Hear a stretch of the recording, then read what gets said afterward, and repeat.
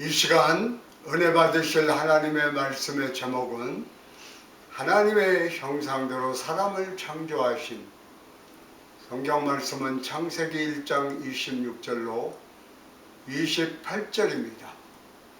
하나님이 이르시되 우리의 형상을 따라 우리의 모양대로 우리가 사람을 만들고 그들로 바다의 물고기와 하늘의 새와 가축과 온 땅과 땅에 기는 모든 것을 다스리게 하자 하시고, 하나님이 자기 형상 곧 하나님의 형상대로 사람을 창조하시되 남자와 여자를 창조하시고, 하나님이 그들에게 복을 주시며 하나님이 그들에게 이르시되 생육하고 번성하여 땅에 충만하라, 땅을 정복하라, 바다의 물고기와 하늘의 새와 땅에 움직이는 모든 생물을 다스리라 하시니라. 아멘. 사람이 살면서 나는 누구인가? 자기 자신에 대한 분명한 정체성을 가지고 살아야 됩니다. 나는 누구이며 무엇 때문에 사는지 인생에 대한 분명한 답을 갖고 사는 것이 행복하게 사는 삶의 비결입니다. 내가 무엇 때문에 존재하고 무엇 때문에 사는지 삶의 목적이 없는 분들은 그 삶이 그 자체가 불행한 것입니다. 바람 부는 대로 물결 치는 대로 그냥 인생을 내려가듯 사는 분들은 참 그 삶이 고달프고 힘들 수밖에 없어요. 그래서 우리는 한 번뿐인 인생, 분명한 자화상을 가지고 하나님이 기뻐하시는 삶을 살아가는 우리 모두가 되어야 합니다. 우리는 누구입니까? 나는 하나님의 형상대로 지음을 받고 복되고 존귀한 존재이다. 보통 사람이 아니라 하나님의 형상대로 지음을 받은 복되고 귀한 존재라라고 하는 것을 분명히 알고 살아야 합니다. 그래서 첫째로 하나님의 형상대로 지음받은 인간, 성경은 하나님의 형상대로 지음받은 인간인 것을 분명히 말씀해주고 있어요. 창세기 1장 26절로 27절에 하나님이 이르시되 우리의 형상을 따라 우리의 모양대로 우리가 사람을 만들고 그들로 바다의 물고기와 하늘의 새와 가축과 온 땅과 땅에 기는 모든 것을 다스리게 하자 하시고, 하나님이 자기 형상 곧 하나님의 형상대로 사람을 창조하시되 남자와 여자를 창조하시고, 이렇게 성경은 밝게 말씀하고 있습니다. 하나님께서 온 우주 만물을 지으시고 하나님의 형상을 따라 우리 인간을 창조하셨어요. 하나님의 형상을 따라 창조되었다고 하는 것은 우리 사람이 모든 동물과는 달리 영적인 존재로 지원받았다고 하는 것입니다. 흙으로 사람을 빚으시고 후 하고 하나님의 생기를 불어 넣으셔서 사람이 되게 만들어 주셨는데, 우리가 일반 동물과 다른 것이 영적 존재가 되어서 하나님을 찬양하고 경배하고 예배드리며 하나님의 영광을 위하여 살아가는 그러한 삶을 살도록 우리가 지음을 받았다고 하는 것입니다. 하나님 앞에 예배드리는 능력은 오직 인간에게만 주어진 특권이요 축복입니다. 어떤 짐승이 먹을 것을 자기 앞에 두고 간절히 기도하고 먹는 법이 없어요. 그냥 음식을 주면 먹기 바쁘고 두 손을 모으고 음식 주셔서 감사합니다 주인님 감사합니다, 이렇게 기도하고 먹는 동물이 없습니다. 오직 사람만이 주신 음식에 대해서 감사해서 하나님 앞에 기도드리고 하나님을 찬양하고 영광을 돌리고 그 삶에 의미 있고 보람되게 살아가고 있는 것입니다. 모든 동물은 죽으면 그 혼이 떠나서 땅에 붙이는 것으로 다 끝나요. 그러나 우리 인간은 죽으면 죽은 것이 아니라 죽는 그 순간 그 영이 천국 아니면 지옥으로 가게 되는 거예요. 예수를 믿고 거듭나 하나님의 자녀가 된 사람은 죽은 그 순간 그 영이 천국으로 가게 되고, 예수를 믿지 않고 절망 가운데 살다가 죽는 그 사람은 죽는 그 순간 지옥으로 가게 되는 겁니다. 그렇기 때문에 우리가 우리 주위에 예수 믿지 않는 사람들을 복음으로 전해서 예수 그리스도를 믿게 해야 됩니다. 우리는 하나님의 형상대로 지음을 받았기 때문에 하루를 살아도 한순간을 살아도 하나님을 기쁘시게 하는 삶을 살고 하나님께 영광 돌리는 삶을 살아야 돼요. 의미 있고 보람 있고 행복한 삶을 살아야 된다고 하는 말입니다. 이사야서 43장 7절에 내 이름으로 불려지는 모든 자 곧 내가 내 영광을 위하여 창조한 자를 오게 하라. 그를 내가 지었고 그를 내가 만들었느니라. 하나님의 영광을 위해서 우리를 창조했기 때문에 우리가 사나 죽거나 주님의 것으로서 하나님께 영광을 돌리는 삶을 살아야 합니다. 우리가 예수님을 믿는 그 순간 우리는 새로운 피조물로 변화되었습니다. 고린도후서 5장 17절에 위대한 선언이 나옵니다. 그런즉 누구든지 그리스도 안에 있으면 새로운 피조물이라. 이전 것은 지나갔으니 보라 새 것이 되었도다. 새로운 피조물이 되었다고 말하고 있습니다. 우리는 새 사람이 되었습니다. 옛사람이 아닙니다. 죄짓고 불의하고 방탕하고 늘 부정적으로 생각하고 원망하고 불평하며 살던 그런 옛사람은 이미 사라져버린 것입니다. 옛사람의 모습은 늘 부정적이고 파괴적이고 입에 원망과 불평을 달고 살고 부정적인 생각에 사로잡혀서 보는 것도 듣는 것도 늘 부정적으로 보고 말하는 것이 그 삶의 모습이었습니다. 그런데 예수님을 믿고 나서는 새 사람이 되었어요. 골로새서 3장 10절에 새 사람을 입었으니 이는 자기를 창조하신 이의 형상을 따라 지식에까지 새롭게 하심을 입은 자니라. 우리가 새로운 피조물이 되었는데 그 지식까지도 새롭게 변화된 새로운 존재가 되었다고 성경은 밝히 말씀하고 있어요. 우리는 하나님의 형상대로 지음받은 하나님의 자녀들인 것입니다.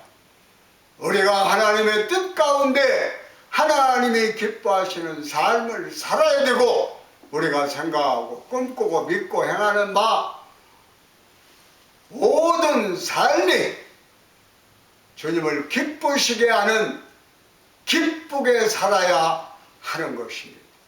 우리는 모든 것이 새롭게 변화된 복받은 존재요, 새로운 존재요, 존귀한 존재라는 것을 늘 기억하고 살아야 돼요. 예수를 믿고 나서 절망적인 자아상을 갖고 사람들이 있습니다. 나는 어릴 때부터 가정에서 사랑을 받지 못하고 자랐다. 가정에서 자랄 때 부모에게 받은 상처를 안고 자라는 그런 분들이 없지 않아 있습니다. 또 젊은이들이 그들의 얘기를 들어보면 부모님이 어떤 갈등으로 헤어지고 난 다음 모든 상처를 그대로 자기가 다 그것을 안고 살아갑니다. 그래서 자라나면서 부정적이고 파괴적이고 그러한 삶을 살아가는 분들이 있습니다. 그러나 그러한 모든 것은 지나갔어요. 이전 것은 지나갔으니 우리가 어떻게 됐습니까? 새로운 존재가 된 겁니다. 더 이상 그러한 과거의 상처에 붙잡혀 있으면 안 돼요. 사람들이 나를 무시하고 깔보고 업신여긴다고 할지라도 그것에 전혀 개의 말해야 됩니다. 왜 그러냐? 난 하나님께 인정받고 있고 사랑받고 있기 때문인 겁니다. 그래서 어떤 경우에도 자기 자신을 학대하거나 자기 자신을 포기하는 극단적인 선택을 하면 안 돼요. 우리는 참으로 귀한 하나님의 자녀라는 것을 잊지 말고 우리에게 맡겨진 사명을 감당하고 살아가는 주님의 존귀한 자녀들이 되어야 합니다. 아멘. 둘째로 만물을 다스리는 복을 받은 인간입니다. 우리에게 만물을 다스리는 축복을 하나님이 주셨어요.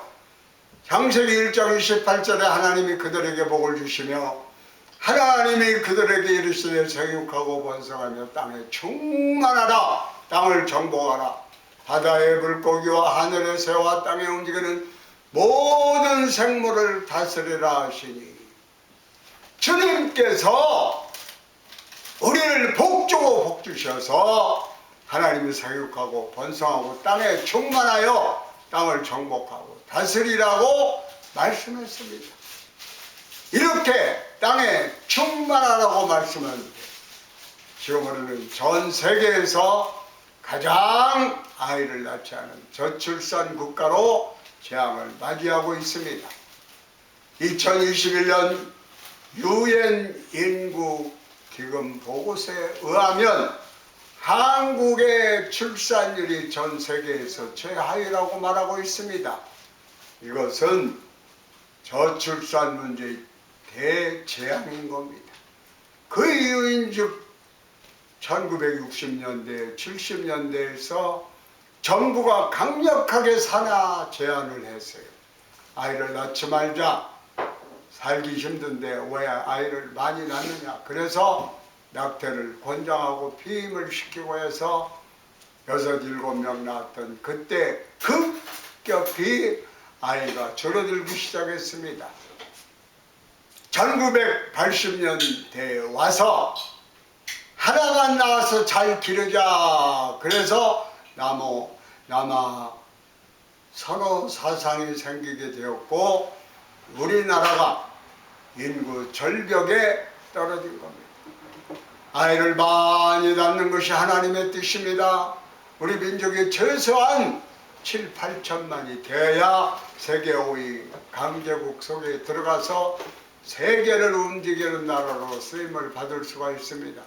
지금 허리가 반으로 나눠져서 아이도 않는 이러한 저출산 재앙을 맞은 우리 대한민국이 이제 이 문제를 풀어나가야 합니다. 당장 눈앞에 있는 문제들만 얘기하고 있는데 우리 예수 믿는 분들이 성경의 가르침을 따라서 생육하고 번성하며 이 나라를 부강하게 만들고 복된 나라를 만드는데 앞장서야 할 것입니다. 그리고 세상을 다스리라고 했는데 우리가 물질의 노예가 되지 말고 물질을 다스려야 합니다. 환경을 잘 관리하고 보존하는 그런 책임을 우리가 받았습니다. 그래서 이제 이 세상 살아가는 동안 저주받은 인생이 아니라 복받은 그러한 인생으로 살아가야 됩니다. 우리는 늘 믿음으로 고백해야 됩니다. 나는 복받은 하나님의 자녀다. 할렐루야. 아멘. 다 따라서 한번 하시길 바랍니다. 나는 복받은 하나님의 자녀이다. 나는 복받은 하나님의 자녀다. 할렐루야. 아멘. 여러분 한 번뿐인 인생 정말 행복하고 의미 있는 보람있고 기쁘게 살아가는 그저 한숨만 쉬고 절망하고 탄식하고 그런 문제가 있다고 그저 문제가 있다고 그러고 못 살겠다고 그러고 그렇게 살면 안 돼요. 여러분 하루를 살아도 기쁘고 즐겁고 감사 기도하면서 살아가는 여러분 모두가 되시기를 축원합니다. 아멘. 셋째로 하나님 보시기에 아름다운 삶. 우리는 하나님 보시기에 아름다운 삶을 살아야 돼요. 창세기 1장 31절에 하나님의 지으신 그 모든 것을 보시니 보시기에 심히 좋았더라. 저녁이 되고 아침이 되니 이는 여섯째 날입니다. 하나님의 창조하신 모든 것을 보시니까 보시기에 어떻게 해요? very good, 좋았다고. 특별히 하나님이 지으신 하나님의 형상대로 지음받은 인간을 보시기에 심히 좋았더라. 그러나 하나님 보시기에 심히 복받은 좋은 존재인 것을 기억해야 됩니다. 그래서 구약 스바냐 3장 17절에 너희 하나님 야훼가 너희 가운데 계시니 그는 구원을 베푸실 전능자이시라. 그와 너로 말미암아 기쁨을 이기지 못하게 하시며 너를 잠자히 사랑하시며 너로 말미암아 즐거이 부르며 기뻐하리라 하리. 우리로 인하여 주님께서 기쁨을 이기지 못하게 하신다고 성경은 밝히 말씀하고, 그만큼 저와 여러분들이 복받은 존재인 겁니다. 우리가 하나님을 잘 섬기고 이 세상에 나가서 세상 가운데 하나님의 영광을 나타내며 하나님이 기뻐하시는 삶을 살아갈 때에 하나님이 기쁨을 이기지 못하시고 우리에게 은혜와 축복을 넘치게 부어주시는 겁니다. 하나님을 기쁘시게 하고 이웃에게 사랑을 베풀며 하나님의 영광을 위하여 살아가는 우리 모두가 되어야 됩니다. 에녹은 65세에 무드셀라를 낳고 300년 동안 하나님과 동행하며 살다가 하나님의 마음을 너무나 감동시켜서 이 땅에서 죽음을 오지 않고 천국으로 데려갔어요. 창세기 5장 24절에 에녹이 하나님과 동행하더니 하나님이 그를 데려가심으로 세상에 있지 아니하였더라. 에녹과 같이 하나님과 동행하면서 하나님을 기쁘시게 하는 삶을 살아가는 우리 모두가 되어야 됩니다. 아멘. 하나님과 동행하는 삶이 무엇입니까? 미가서 선지자는 이렇게 말하고 있어요. 사람아, 주께서 선한 것이 무엇임을 내게 보이셨나니 야훼께서 내게 구하시는 것은 오직 정의를 행하며 인자를 사랑하며 겸손하게 내 하나님과 함께 행하는 것이 아니냐. 아멘.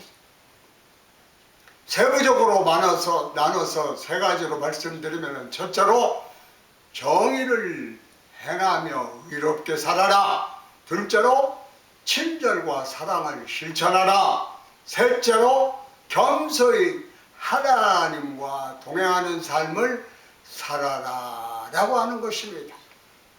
가난하고 헐벗고 굶주리고 몸에 장애가 있고 사회에서 소외되는 사람들을 사랑으로 섬겨야 되는 것입니다. 세계 10대 경제 중 이 복받은 나라 서울 수도 서울 한복판에 그렇게 의리의리하게 지은 힐튼 호텔 옆에 몇백 세대가 살고 있는 쪽방촌이 있습니다. 한 평 반짜리에서 주민들이 모든 아픈 몸 불편함을 갖고 그곳에서 삽니다. 겨울은 너무 춥고 여름은 너무 덥고 그 안에는 그냥 선풍기 하나밖에 놓을 수 있는, 다른 것은 아무것도 놓을 수 없는 공간입니다. 화장실도 없고 부엌도 없고 우리가 그들에게 사랑을 펼쳐야 되는 것입니다. 그들이 거기에 있는 한은 우리의 아픔입니다. 우리의 슬픔입니다. 우리의 고통입니다. 지금 대한민국에 200만 다민족 가족이 와서 살아요. 그들도 마찬가지입니다. 우리가 돌봐야 될 하나님의 형상대로 지음받은 인간인 것입니다. 우크라이나에서 한국까지 난민이 와서 거처하는데 고려인들인데 아무도 관심을 갖고 있지 않다고 우리가 돌봐야 됩니다. 겉으로 보면 우리와 똑같은 고려인입니다. 제가 텔레비를 통해서 봤는데 광주 그 지역에 그 고려인들이 사는 마을이 있더라고요. 참 그런 거 볼 때 가슴이 뿌듯했습니다. 죄 사랑으로 돌봐야 돼요. 우리에게 주신 사명입니다. 우리가 너무나 나 혼자 살기 바쁘고 나 잘 살기 바빠가지고 우리 주변에 어려운 사람에 관한 관심을 잃어버리고 살아가고 있어요. 우리 예수 믿는 사람들이 회개하고 돌이켜 주의 사랑을 널리 펼쳐야 됩니다. 아멘. 하나님의 형상대로 지음받은 우리들이 복받고 잘 되어서 우리 주변에 이렇게 고통받는 이웃을 사랑으로 섬겨야 됩니다. 아멘. 선한 영향력을 가지고 이 세상을 아름답게 변화시켜 나가는 우리 모두가 되어야 합니다. 사랑과 친절이 세상을 변화시킵니다. 우리가 그런 사명자라는 것을 잊지 않게 되기를 바랍니다.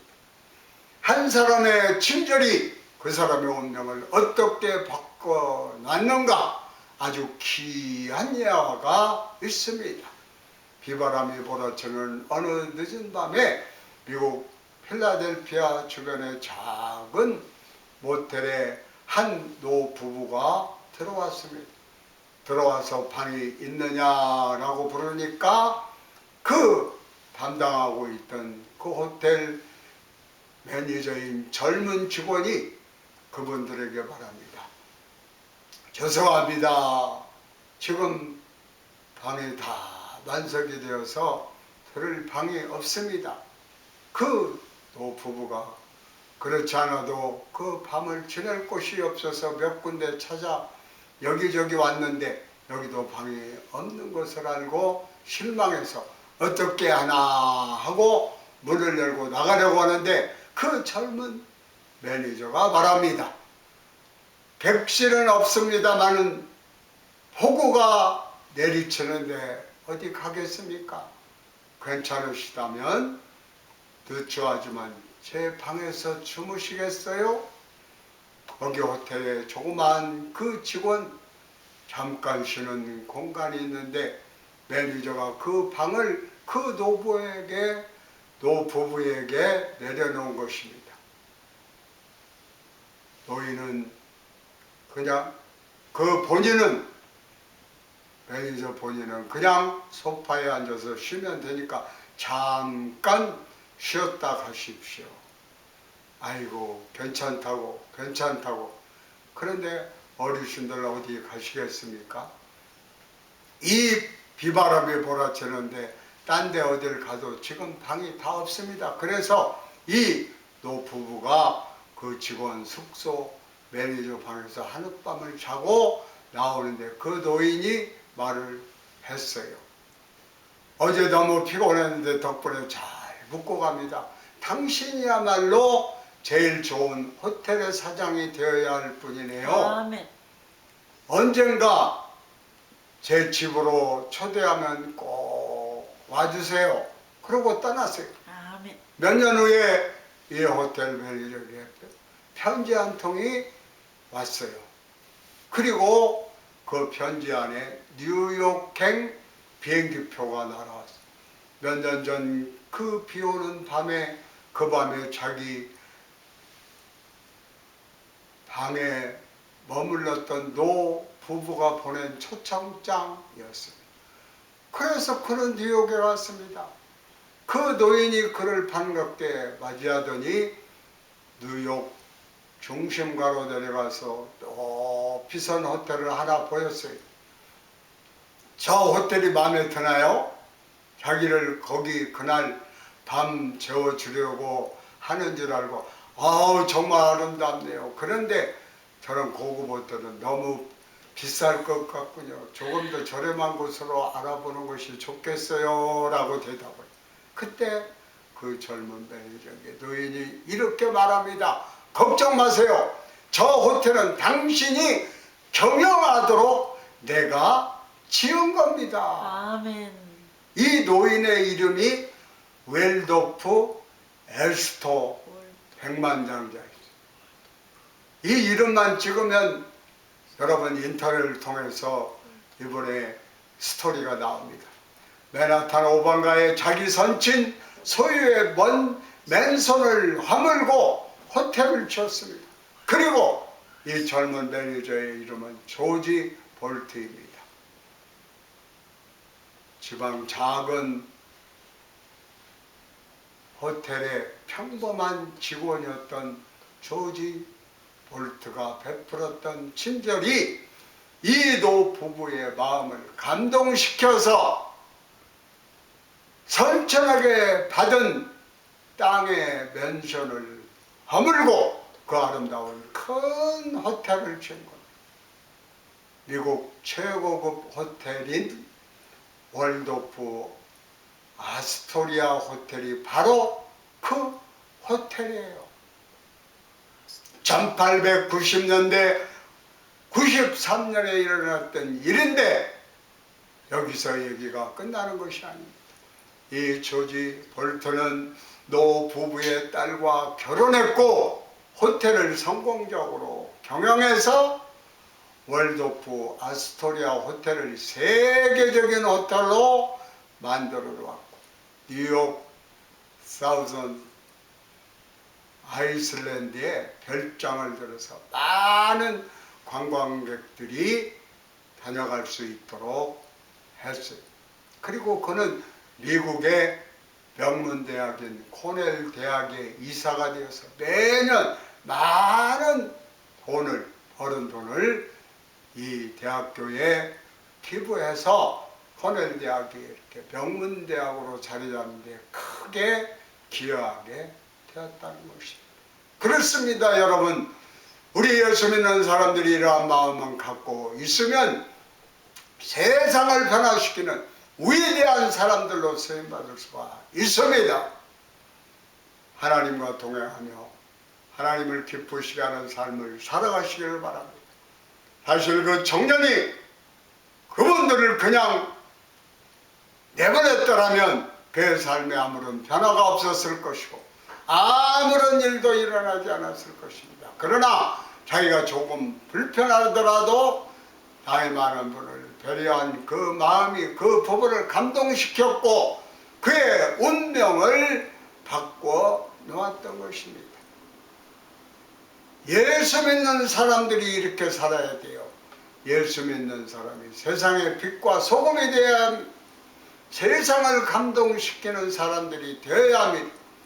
하나님께서 주신 축복을 우리가 감사하면서 하나님께 영광 돌리며 하나님의 귀한 역사를 이루어 나가는 여러분 모두가 되시기를 축원합니다. 아멘.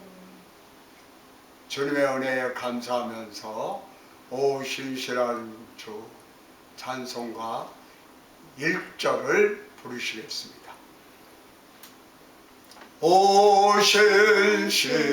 신실하신 주 내 아버지여 늘 함께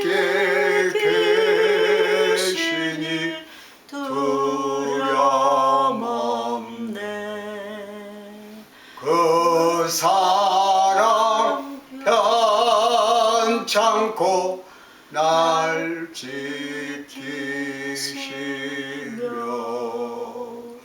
어제나 오늘이 한결같네.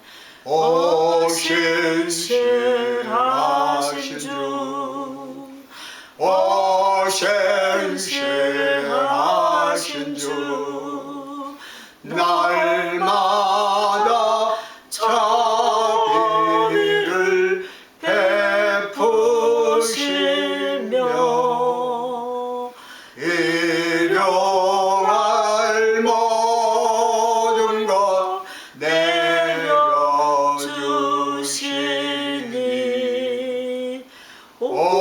신실하신